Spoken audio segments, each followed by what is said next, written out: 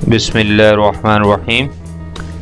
अस्सलामु अलैकुम नाज़रीन, welcome to Kazmi health and beauty tips. उम्मीद करता हूँ कि आप सब खैरियत से होंगे। पूरे जिस्म की गर्मी दूर करने का आसान नुस्खा। 4 या 5 खुश्क आलू बुखारे रात को 1 गिलास पानी में भिगो दें। सुबह इसी पानी में आलू बुखारों को मसल कर पानी किसी बारीक कपड़े या पौनी से छान लें। अब ये पानी निहार मुँह इस्तेमाल करें।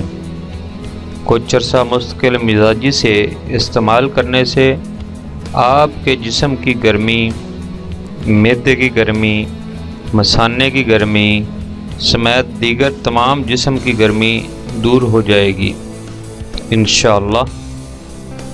Thanks for watching. Do not forget like and subscribe.